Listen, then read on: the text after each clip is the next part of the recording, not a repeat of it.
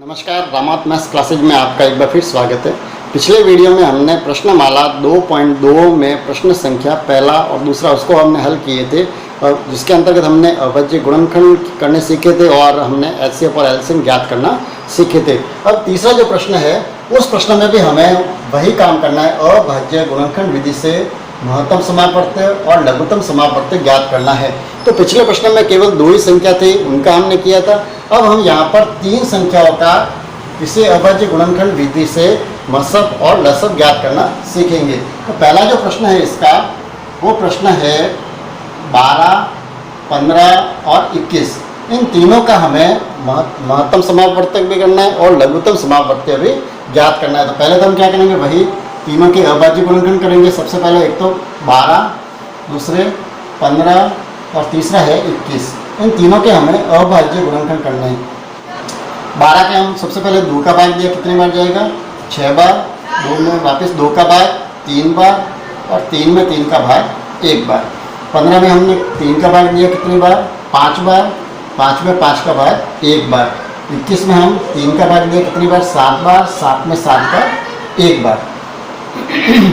अब हम तीनों के अभाज्य गुणनखंड यहाँ लिख देते हैं। सबसे पहले 12 के अभाज्य गुणनखंड, तो 12 के गुणनखंड कितने हैं 2 गुणा 2 गुणा 3। 15 के अभाज्य गुणनखंड क्या है 3 गुणा 5। और अगला है 21 के अभाज्य गुणनखंड। 21 के कितने 3 गुणा 7। सबसे पहले इनका क्या ज्ञात कर रहे हैं, लघुत्तम समापवर्त्य। तो लघुत्तम समापवर्त्य में हमने पिछले वीडियो में देखा था क्या करते हैं, हम अधिकतम घातें लिखते हैं। तो सबसे पहले हम चेक करेंगे 2 की अधिकतम घातें यहाँ पर कितनी है। जैसे इसमें 2 की घात कितनी है, 2 कितनी बार है 2 बार, इसमें भी नहीं है, इसमें भी नहीं, लेकिन अधिकतम कितनी बार आया 2 बार, तो हम यहाँ 2 बार लिख देंगे। अब हम 3 पे विचार करें तो 3 इसमें 1 बार है, इसमें भी 1 बार है और इसमें भी 1 बार। अधिकतम घात जो है वो 1 है। उसके बाद अगला देखिए 5, इसमें तो नहीं है, इसमें कितनी बार है 1 बार, इसमें भी नहीं, लेकिन कम से कम कितनी है घात 5 की 1। उसी तरह 7 में कितनी बार है 1 बार। अब हम इनके गुणा कर देते हैं। पहले 2 का 2 से किया 4, 4 का 3 से किया 4 किया 12, 12 का 5 से किया 12 पंजे 60 और 60 को 7 से गुणा करते हैं कितने हो जाएंगे 0 का 0, 7 6 42, कितने आ गए 420। तो ये आ गया इसका लघुत्तम समापवर्त्य। अब हम दूसरा काम कर रहे हैं यहाँ। इसी तरह से इनका क्या करना है, हमको महत्तम समापवर्त्य करना है।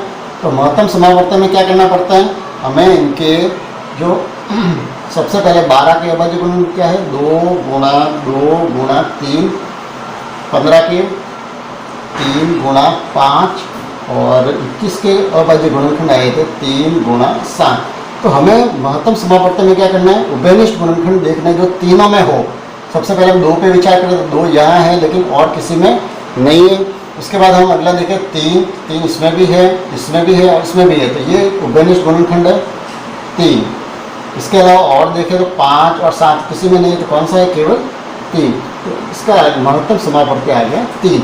बहुत ही आसान तरीके से चाहे 3 संख्या हो या 4 संख्या हो तो उनका हम अभाज्य गुणनखंड करके और अधिकतम घात और इसमें न्यूनतम घात से ज्ञात कर हम लघुत्तम समापवर्त्य और महत्तम समापवर्त्य ज्ञात कर सकते हैं।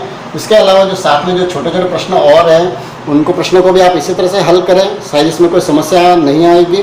फिर भी अगर समस्या है तो नीचे मेरे जो व्हाट्सअप नंबर है उस पर भी आप मैसेज करके अपनी समस्या का समाधान कर सकते हैं, या नीचे जो कमेंट्स ऑप्शन है उसमें भी आप कमेंट्स लिख के भी आप अपनी समस्या का समाधान कर सकते हैं। अगला जो प्रश्न है चौथा प्रश्न, वह प्रश्न है कि एक वृत्ताकार पृष्ठ है जिसमें रमन को एक चक्कर पूरा करने में 18 मिनट लगते हैं और अनुप्रिया को एक चक्कर पूरा करने में 12 मिनट लगते हैं। अब उसने प्रश्न में ये पूछा है कि अगर दोनों एक साथ एक ही समय एक ही दिशा में अगर चक्कर लगाना शुरू करें तो दोनों वापस चक्कर लगाते लगाते एक दूसरे को कब मिलेंगे। जब ऐसा प्रश्न है उनको साथ में वापस मिलने वाली बात बता रहे हैं तो हमें इन दोनों का एलसीएम ज्ञात करना पड़ेगा। हम क्या करेंगे, 18 जो मिनट है और दूसरे जो है 12 मिनट, अनुप्रिया को कितने लगते हैं 12 मिनट, तो हम इन दोनों का क्या करेंगे एलसीएम यानी लघुत्तम समापवर्त्य ज्ञात करेंगे। लघुत्तम समापवर्त्य ज्ञात करना हम जानते हैं। सबसे पहले इनके अभाज्य गुणनखंड करेंगे। 2 का भाग दिया कितनी बार 9 बार, 9 का 3 का भाग दिया कितनी बार 3 बार और 3 में 3 का भाग दिया 1 बार।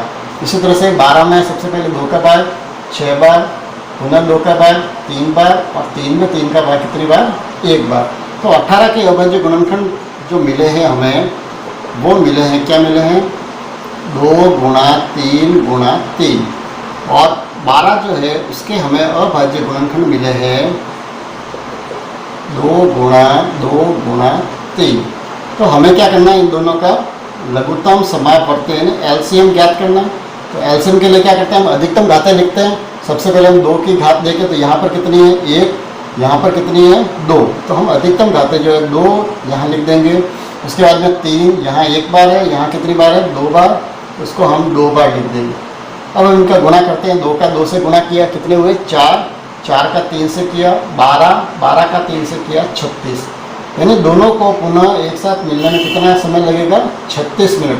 यानी 36 मिनट बाद वे दोनों एक दूसरे से मिलेंगे। हालांकि 2.2 का अंतिम जो प्रश्न है 5वां, वहाँ प्रश्न ये है कि वहाँ एक संगोष्ठी में हिंदी के 60 प्रतिभागी, अंग्रेजी के 84 प्रतिभागी और गणित के 108 प्रतिभागी हिस्सा ले रहे हैं।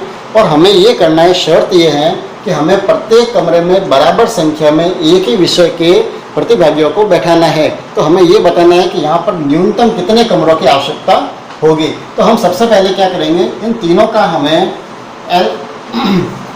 HCF ज्ञात करना पड़ेगा। HCF से मतलब है महत्तम समापवर्ती, यानी अधिकतम संख्या हम कितनी इसमें बैठा सकते हैं जो समान रूप से हो।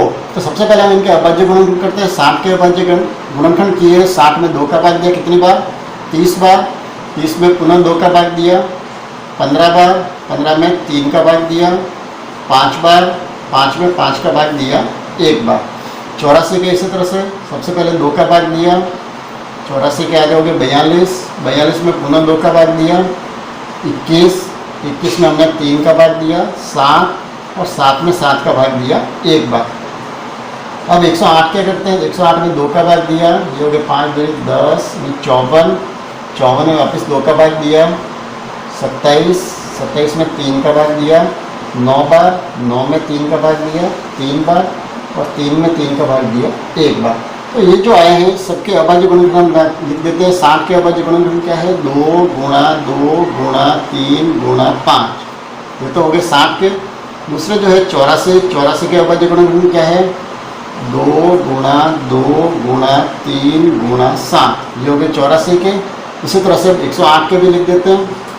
108 के क्या हैं? 2 गुणा 3 गुणा 3। अब हम इनका महत्तम समापवर्ती ज्ञात करेंगे। महत्तम समापवर्ती हम करना अच्छी तरह से जानते हैं, काफ़ी प्रश्न अभ्यास कर चुके हैं। यानी जो सब में कॉमन गुणनखंड है उसको हम पहचान करेंगे। तो सबसे पहले मुझे यहाँ 2 तीनों में कॉमन दिख रहा है, तो ये हमने लिख दिया 2। इसके बाद में देखिए 2 और कॉमन दिख रहे हैं, 2 इसमें भी है, 2 इसमें भी है और 2 इसमें भी है। ये 2 और कॉमन आ गए। 3 को देखिए 3 इसमें भी है, 3 यहाँ पर भी है और 3 यहाँ पर भी है, तो ये 3 ये भी कॉमन आ गए। उसके बाद 5 यहाँ पर है लेकिन इनमें नहीं है, 7 यहाँ है लेकिन नहीं, बस। तो ये हो गए 2 दूनी 4, 4 तिया 12। यानी हम एक कमरे में अधिकतम कितने बैठा सकते हैं? 12 प्रतिभागियों को बैठा सकते हैं, वो भी एक विषय के। अब हमें ये ज्ञात करना है कि हमें न्यूनतम कितने कमरों की आवश्यकता होगी, यानी हमें कितने कमरे चाहिए। एक कमरे में हम कितने बैठा सकते हैं? 12। तो सबसे पहले हम ये क्या करेंगे? कुल प्रतिभागी कितने हैं पहले हम वो ज्ञात कर लेते हैं। और उसमें हम क्या करेंगे? एक कमरे में जितने हम बैठा सकते हैं, एक कमरे में प्रतिभागियों की संख्या वो हम लिख देंगे नीचे। कुल प्रतिभागी कितने हैं? सबसे पहले हिंदी के कितने हैं? 60। उसके बाद में दूसरे जो है अंग्रेजी के हैं 84 और गणित के है 108। और एक कमरे की क्षमता कितनी है? 12।